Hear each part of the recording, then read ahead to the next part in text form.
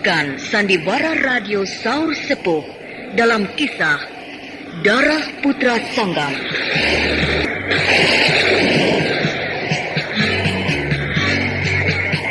Darah Putra Sanggam, episode ke-9, Kisah Saur Sepuh, produksi Harapana Record.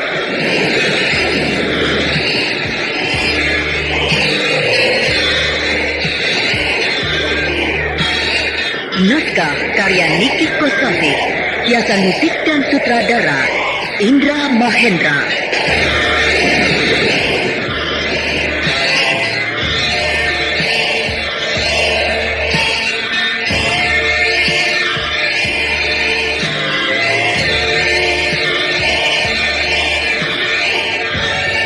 Darah Putra Sanggam pada babak kedua ini menampilkan Edi Dosa sebagai Samba, Ivana Rose sebagai Widati, Hari Laksana sebagai Busut Raga, dan Lili Nur Indasari sebagai Dewi Permoni Suci.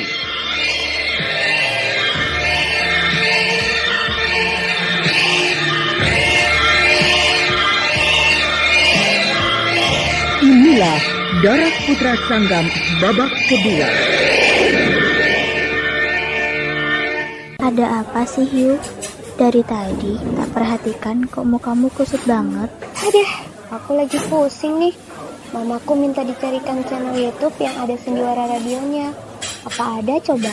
Loh, ada. Coba aja kunjungi channel YouTube Satria Collection. Di sana ada sandiwara radio, lagu-lagu kenangan, dan masih banyak lagi.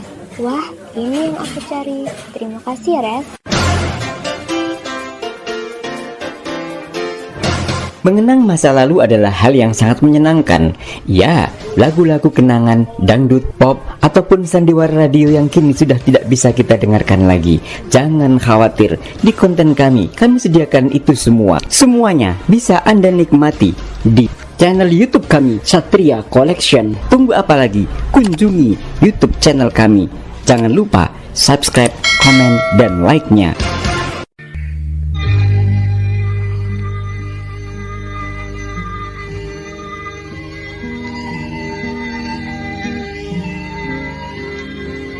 Dalam kisah yang lalu, dikisahkan di kerajaan Madangkara, Mantili dan Gotawa dibuat tidak berdaya oleh seorang tokoh persilatan yang mengaku kakak kandung dari pedang perak yang bernama Wirya Kumandra.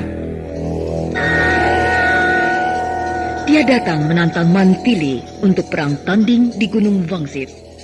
Mantili yang masih lemah karena baru saja melahirkan dilarang untuk tidak memenuhi tantangan itu. Namun, Mantili yang memang berwatak keras tidak memperdulikannya.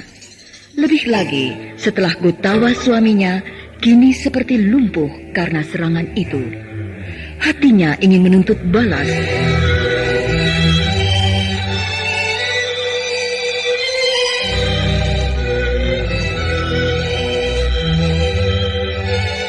Juga Raden Samba dan Widati yang selama ini tenang, damai dan sentosa mendadak terusik oleh tamu yang tidak diundang dan ingin merampas Widati dari tangannya. Raden Samba benar-benar menghadapi lawan tangguh yang bergelar Dewa Maut.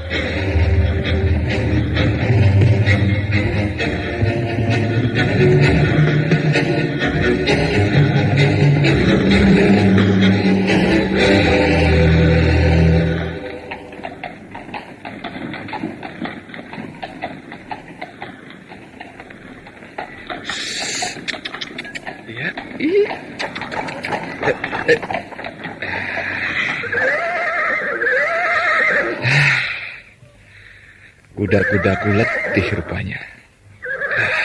Baiklah, aku akan istirahatkan kalian ya. Ayah, kenapa kita berhenti di sini? Ya, kuda-kuda kita tampaknya kecapean, Suci. Biarlah sekalian kita melepaskan lelah, ya. Di sini kan tempatnya sejuk. Ya. Lagi pula hari sudah terlalu sore untuk suatu perjalanan. Jadi ayah pikir ya, tidak ada salahnya kalau kita bermalam di sini. Sekalian kuda-kuda kita melepaskan lelah. Ya, Ayah. Saya juga sangat letih. Saya ingin istirahat penuh semalaman. Ya, Suci. Istirahatlah. Kita harus mengumpulkan tenaga. Besok kita lanjutkan perjalanan kita. Ayo, tidurlah anakku.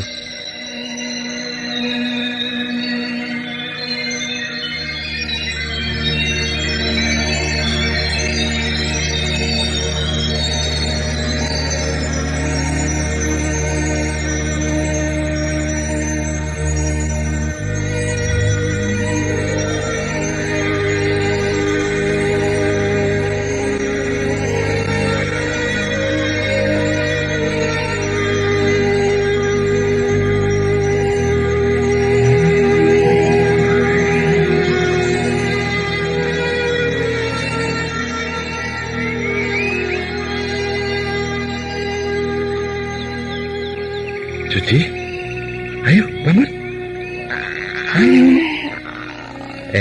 Ayo bangun Suci, sudah siang. Masih ngantuk, Ayah. Loh. Iya, tapi hari sudah siang ini. Perjalanan kita masih cukup jauh. 2 hari kita berjalan, namun tidak bertemu dengan seorang pun di jalan. Ayah. Sudahlah Suci. Cepat bangun dan pergilah ke sungai. Tuh, di sebelah pohon beringin itu ada sungai kecil. Dan cepat mandi ya. Iya, baik, Ayah.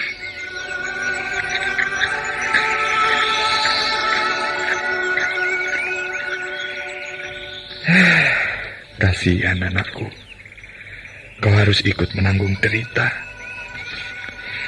Aku tergiur oleh mimpi-mimpi, harapan-harapan kosong, hayalan-hayalan muluk yang tidak ada hasilnya, yang tidak pernah berguna untukku dan untuk semua orang. Seharusnya saat-saat begini aku sedang tidur-tiduran ataupun bermalas-malasan di rumah sendiri. Dewi Permoni Suci anakku, kasihan sekali kau. Coba seandainya aku tidak gila judi, tentu tidak seperti ini nasib kita, nak. Ayahmu telah salah langkah, nak. Ayahmu ini tidak memikirkan apa yang akan terjadi selanjutnya saat itu.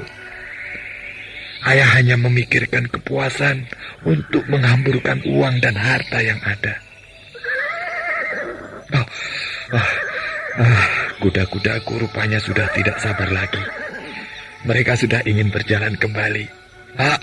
Sebentar ya, sebentar. Kita semua harus menunggu Suci selesai mandi. Kalau Suci sudah selesai kembali, kita lanjutkan perjalanan kita, ya? Iya, sabar sebentar. Iya, aku tahu. Tunggu dulu ya. Hanya sebentar.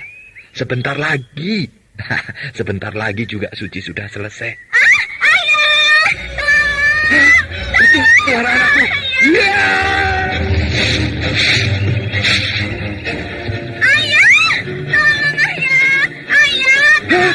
Ular. Tenang Suci, tenang. Ular itu besar sekali dan melingkar tepat di atas kepala anakku. Hanya berjarak 2 meter di atas kepalanya. Kau jangan bergerak, Suci. Tenang dulu. Atur nafasmu.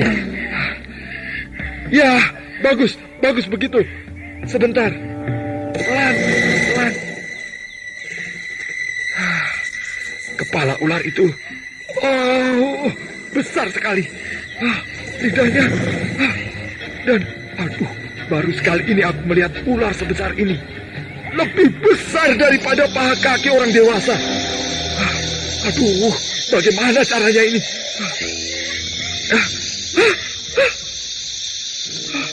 Wah, kalau begini terus-terusan, tidak akan ada selesainya. Aku yang berdiri begini saja terasa kesemutan seluruh kakiku. Dan kasihan anakku. Tentunya Suci pun kesemutan dan kedinginan.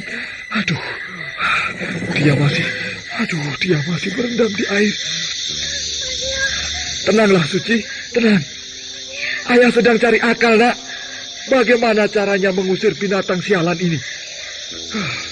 Ular ini aneh sekali. Dia tidak berusaha menyerang ataupun mencari-cari. Padahal sebenarnya, seharusnya dia sudah mencium adanya manusia di sekelilingnya. Tentunya dia mencium bau manusia. Tapi sejak tadi, hanya menjulur-julurkan lidahnya saja. Atau mungkin... Awas, Suci! Awas!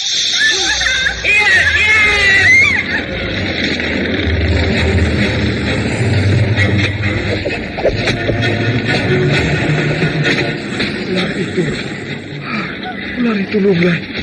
Siapakah orang yang... Darah.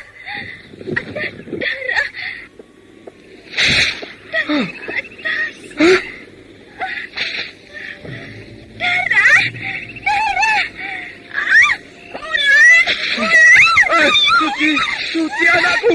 Ya, aku bunuh kau warga barat. Ya.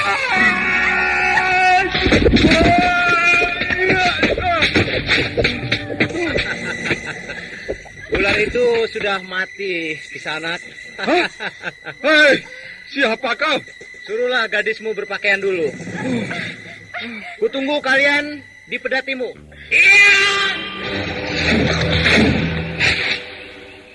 Bukan main. Hanya sekali sentakan saja, dia sudah menghilang. Siapa dia sebenarnya? Ilmunya betul-betul tinggi. Tentunya dia seorang pendekar nomor 1. Ayah, Iya, kelihatannya dia orang baik ya. iya. Tapi kita tidak boleh silau dengan luarnya saja. Kita boleh kagum dan tertarik serta sekaligus simpati pada orang lain. Kalau kita sudah tahu betul bahwa luar dan dalamnya, ya? Ayah, orangnya juga gagah ya? Iya. Tapi gagah itu pun tidak sembarang gagah, anakku. Dan kau jangan mudah tertarik dengan kegagahan seorang pria. Jangan kau tertarik dengan paras yang gagah belaka. Selidikilah kegagahan seorang pria. Kalau kau betul-betul tertarik dengan pria yang gagah itu, apakah dia betul-betul gagah pula nuraninya? Tapi dia... Sudahlah. Ayo, kita temui dia, si penolong kita itu. Tunggu ayah, aku berpakaian dulu.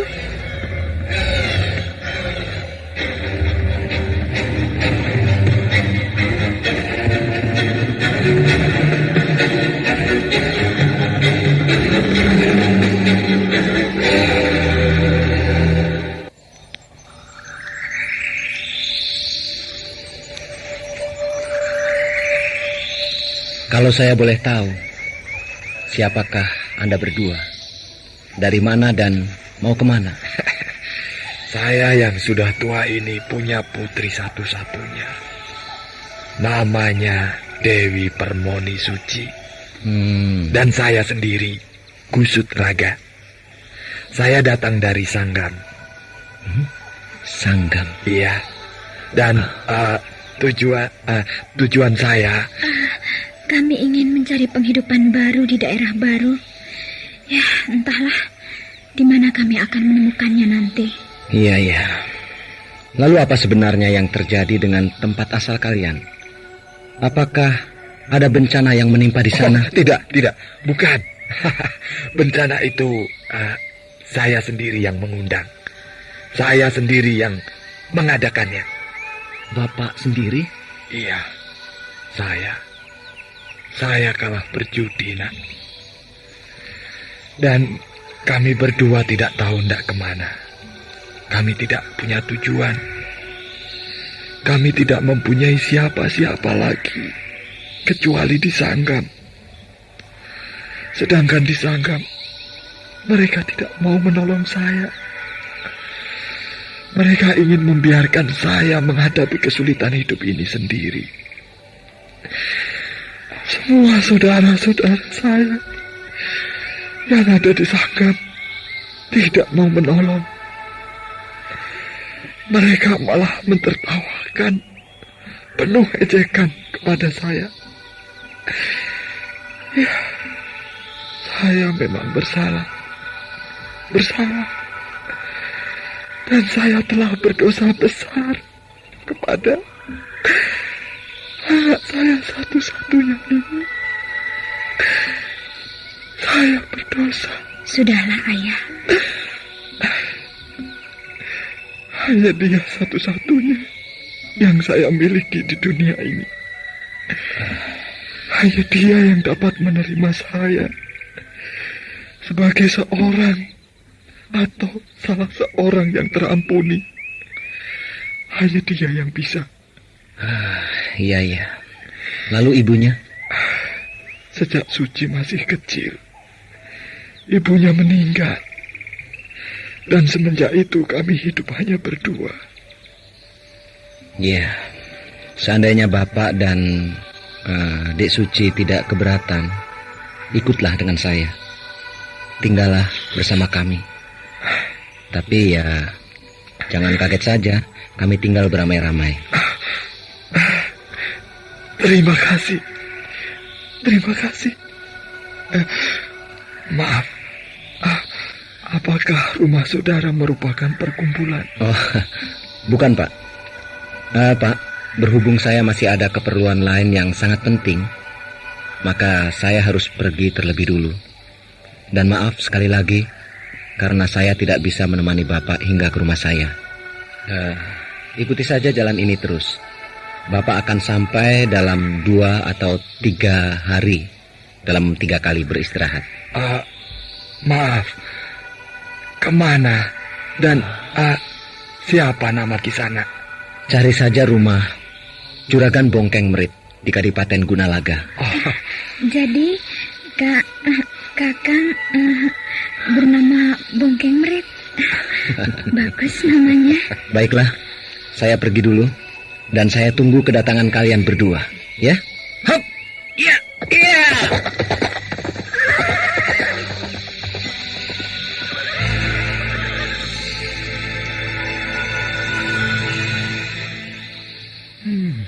Betul-betul pemuda gagah, gesit dan sopan. Tuh, Ayah juga mengatakan kalau dia laki-laki gagah. Saya juga sejak melihat pertama kali sudah mengatakan, sebab rasanya pernah saya mengenalnya.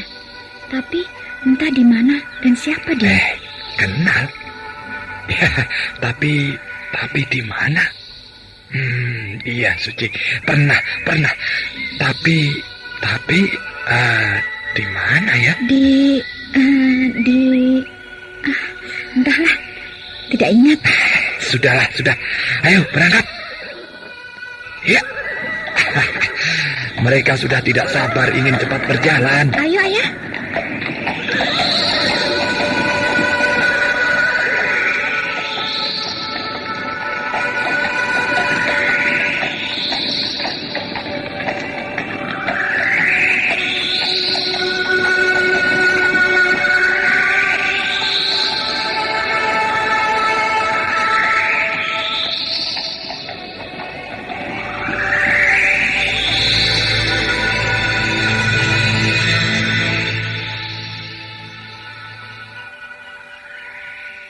Sudah beberapa hari ini, Samba sibuk mencari laki-laki yang bergelar Dewa Maut.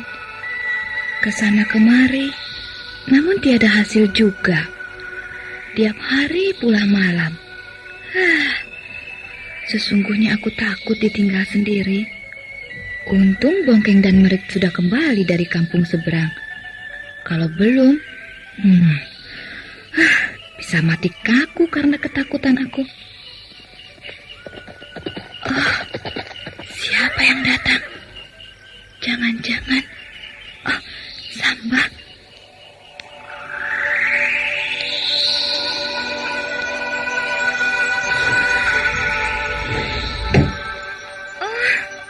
Samba, aku takut. Jangan pergi lagi. Bidati, Jangan biarkan aku ketakutan sendiri, Samba. Tenanglah. Kenapa? Ada apa? Kenapa kau belum juga tidur? Sudah malam begini. Bagaimana kalau kesehatanmu terganggu? Tidak, aku belum mau tidur kalau aku selalu ditinggal sendiri setiap malam seperti ini. Aku takut, Samba. Bidati, aku pergi bukan sekedar pergi. Kepergianku demi kita juga. Kita butuh ketenangan seperti biasanya, kan? Bukan hidup kita pada hari-hari belakangan ini. Kita selalu dihantui oleh perasaan was-was. Takut kalau si Dewa Maut datang lagi dengan caranya yang licik. Tapi kan bisa kau hadapi kalau dia datang. Aku tidak takut ataupun gentar menghadapi orang seperti itu. Tapi aku justru tidak mau membuat keributan di sini. Aku ingin menemukannya di luar daerah kita, dan aku akan menghajarnya. Sekaligus aku ingin tahu siapa sebenarnya Dewa Maut. Tapi aku takut kau tinggalkan, Samba. Aku haus, tolong ambilkan aku minum. Baik, sebentar Juragan. Pelayan, kok malah ikut-ikutan tertawa? Ayo ambilkan minum. Baik Yang Mulia.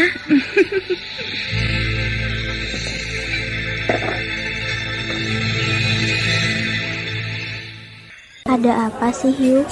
Dari tadi tak perhatikan kok mukamu kusut banget. Aduh, aku lagi pusing nih. Mamaku minta dicarikan channel YouTube yang ada sendiwara radionya. Apa ada coba? Loh, ada. Coba aja kunjungi channel YouTube Satria Collection. Di sana ada sandiwara radio, lagu-lagu kenangan, dan masih banyak lagi. Wah, ini yang aku cari. Terima kasih ya, Res. Mengenang masa lalu adalah hal yang sangat menyenangkan. Ya, lagu-lagu kenangan, dangdut, pop, ataupun sandiwara radio yang kini sudah tidak bisa kita dengarkan lagi. Jangan khawatir, di konten kami sediakan itu semua. Semuanya bisa Anda nikmati di channel YouTube kami, Satria Collection. Tunggu apa lagi? Kunjungi YouTube channel kami. Jangan lupa subscribe, komen, dan like-nya.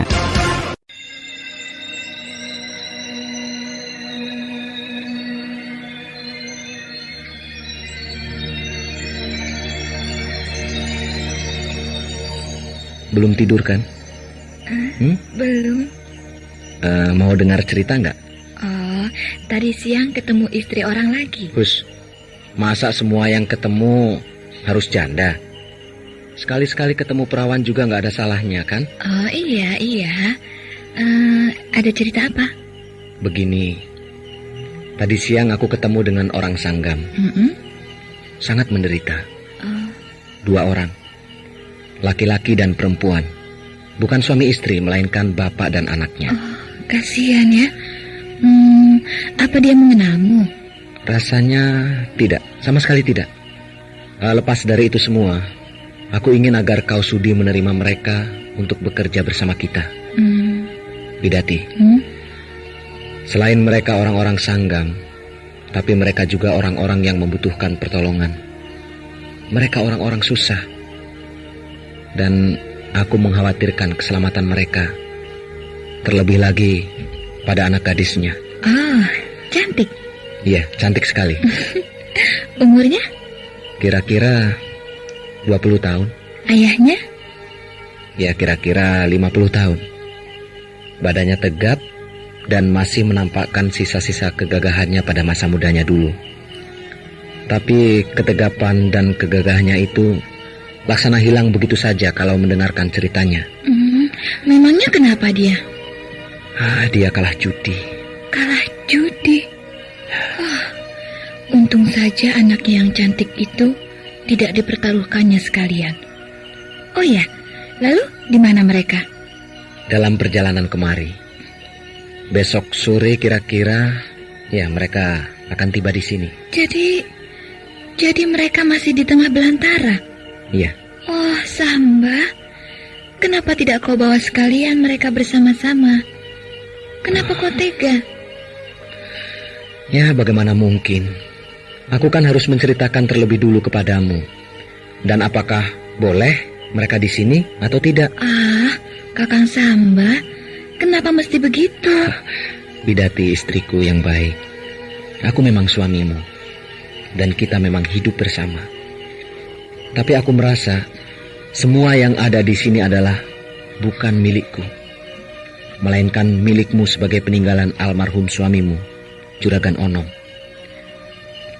Aku menjadi suamimu, segalanya sudah ada, dan aku belum pernah menambah sebuah benda pun, baik yang berharga maupun tidak. Dan aku... Tidak, Sambaku. Walaupun Kakang tidak pernah berbuat banyak mengenai harta, namun Kakang justru telah memberiku lebih banyak, lebih berharga, dan menjadikanku lebih berarti, baik untuk kaumku maupun untuk kaummu. Samba, selama hidupku, hanya kau seorang yang menghargaiku, menghormatiku sebagai seorang wanita, dan membimbingku sampai aku menjadi seorang wanita yang seutuhnya. Sambaku, kau sudah memberikan segalanya untukku, cintamu dan juga seluruh jiwa ragamu. Itulah Samba, kau justru memiliki semua yang kumiliki. Widati, istriku.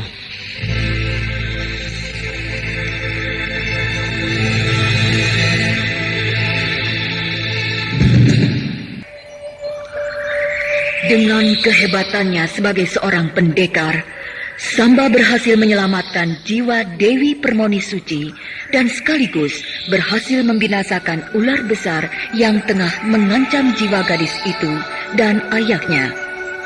Menolong yang lemah, itulah semboyan pendekar budiman. Dan Samba tergugah untuk menolong mereka setelah mendengar bahwa mereka dalam kesusahan. Samba ingin agar mereka tinggal bersamanya, walaupun sesungguhnya dia sendiri merasa masih menumpang di rumah istrinya. Namun, Widati pun suka sekali menolong sesama. Siapakah sebenarnya Gusut Raga? Dan tokoh apakah yang akan diperankan oleh Dewi Permoni Suci? Nah, pendengar yang budiman, marilah kita ikuti kelanjutan kisah ini